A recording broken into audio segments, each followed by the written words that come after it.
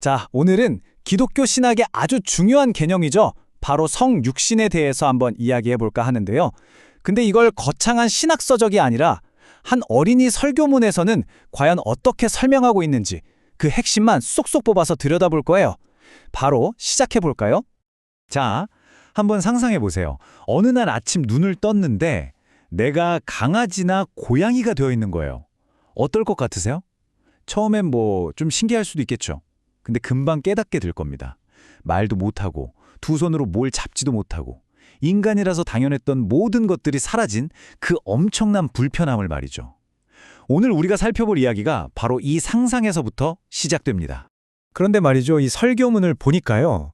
방금 우리가 상상했던 그 엄청난 변화, 그 모든 불편함을 일부러 기꺼이 선택한 존재가 있다는 거예요. 바로 예수입니다. 아니 도대체 왜 그랬을까요? 왜 그런 선택을 한 걸까요? 이게 바로 오늘 이야기의 가장 중요한 질문입니다. 첫 번째 파트, 신적인 변신입니다. 이 엄청난 변화의 본질을 제대로 알려면요. 먼저 그 이전과 이후를 비교해 봐야겠죠. 과연 그는 원래 어떤 존재였을까요? 그러니까요. 인간이 되는 그 불편함을 스스로 선택했다면 도대체 그전에는 어떤 모습이었길래 그게 변화라고 할 수 있는 걸까요? 이 설교문이 바로 이 질문에 답을 하면서 신학적인 설명을 풀어나가기 시작합니다. 두 번째 파트, 시간 이전의 말씀. 자, 그가 태어나기 전, 그러니까 시간을 초월했던 그의 신학적 정체성은 과연 무엇이었는지 한번 살펴보죠. 이 설교문은 예수의 기원을 설명하기 위해서 아주 유명한 성경 구절이죠. 요한복음 1장 1절을 딱 가져옵니다. 바로 이 구절이에요. 태초에 말씀이 계셨다. 그 말씀은 하나님과 함께 계셨고 그 말씀은 곧 하나님이셨다. 자, 여기서 아주 중요한 개념이 하나 나와요. 바로 말씀이라는 단어인데요. 이게 우리가 그냥 쓰는 말하고는 차원이 다른 개념입니다. 이 설교문에서는 이 말씀을 영원히 변하지 않는 절대적인 진리 그 자체라고 정의하고 있어요. 그러니까 무슨 소통수단을 넘어서서 거의 우주의 근본 원리 같은 그런 엄청난 개념인 거죠. 자, 그럼 이 구조를 설교문이 어떻게 세 가지 핵심 주장으로 딱딱 정리하는지 보세요. 첫째, 그는 그냥 어느 순간 나타난 게 아니라 모든 것의 시작점인 태초부터 존재했다. 둘째, 세상이 창조될 때 하나님과 함께 계셨다. 그리고 마지막, 이게 진짜 좀 머리 아픈 부분인데 그다 바로 하나님이었다는 겁니다. 네, 바로 이 지점에서 다들 하셨을 거예요. 아니, 잠깐만요. 어떻게 하나님과 함께 있는데 동시에 하나님 자신일 수가 있죠? 이건 뭐 논리적으로 말이 안 되잖아요. 명백한 모순이죠.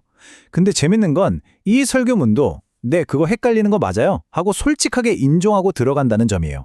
이 모순처럼 보이는 걸 설명하기 위해 기독교 신학에서 꺼내드는 카드가 바로 삼위일체라는 개념입니다. 근데 여기서 정말 중요한 포인트가 있어요.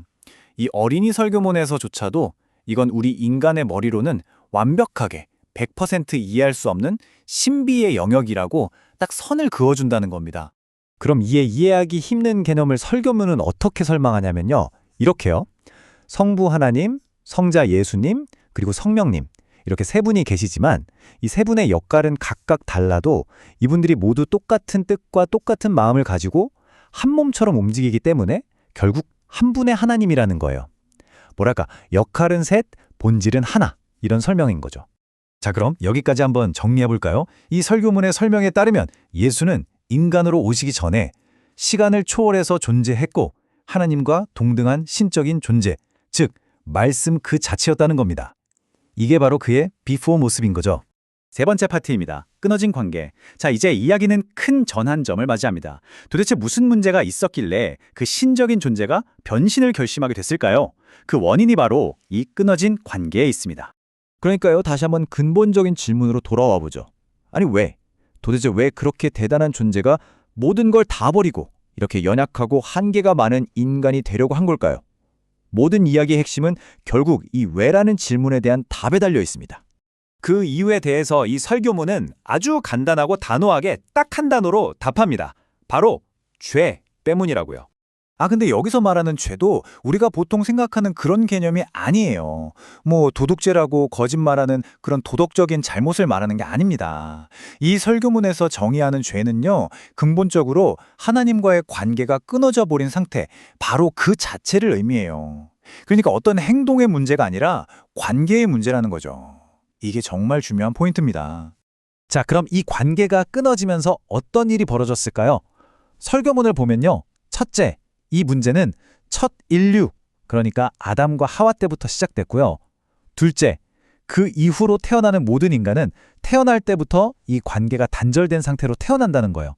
그리고 마지막, 제일 중요한 건데 인간의 힘으로는 이 끊어진 관계를 절대 다시 붙일 수 없다는 겁니다. 네 번째 파트입니다. 인간의 몸이 필요했던 이유. 자, 이제 문제점을 알았으니 해결책으로 넘어가 봐야겠죠? 이 끊어진 관계를 회복하는데 왜 하필 인간의 몸이 필요했던 걸까요? 이 관계 단절이라는 문제를 풀기 위해서 설교문은 이런 해결책을 제시합니다. 바로 죄가 없는 완벽한 존재가 나타나서 인류 전체를 대신해서 그 관계 단절의 대가, 즉 벌을 받아야만 한다는 거죠. 뭐랄까, 우리를 대신할 완벽한 대리인이 필요했다. 바로 이겁니다. 그 변화가 얼마나 엄청난 희생이었는지를 한번 보세요. 말씀으로 계실 때는 시간과 공간을 초월했던 분이 고작 33년이라는 유한한 삶을 사는 인간이 됐습니다. 어디에나 동시에 존재할 수 있었던 분이 이제는 직접 걷거나 무언가를 타야만 이동할 수 있게 됐죠. 늙지도 약해지지도 않던 그분이 밥을 먹어야 힘을 내고 잠을 자야 피곤이 풀리고 더위와 추위에 벌벌 떠는 그런 연약한 몸을 갖게 된 겁니다. 그래서 이 설교문은 이런 통찰을 우리에게 던져줍니다. 이 땅에 사람의 몸을 입고 오셨다는 것 자체가 이미 고난이고 고통이었다. 그러니까 우리가 흔히 생각하는 그 십자가의 고통, 그건 나중 이야기고요. 그 전에 그냥 인간이 되었다는 그 사실 자체가 이미 엄청난 희생이고 고통의 시작이었다는 거죠. 자, 이제 마지막 파트입니다. 사랑의 궁극적인 대가. 그럼 이 모든 이야기의 궁극적인 의미는 뭘까요? 우리가 여기서 뭘 배워야 할까요? 바로 그 점을 짚어보겠습니다. 이 길고 어찌 보면 좀 복잡한 신앙 이야기의 결론으로 이 설교문은 우리 모두가 일상생활에서 바로 적용할 수 있는 아주 강력하고 단순한 사랑의 정의를 하나 내려줍니다. 사랑이란 뭐냐? 바로 상대방을 위해 기꺼이 내가 불편해지는 걸 선택하는 것, 바로 이거라는 겁니다. 그리고 이 이야기는 마지막으로 이 내용을 보고 계신 우리 모두에게 이런 질문을 던지는 것 같아요.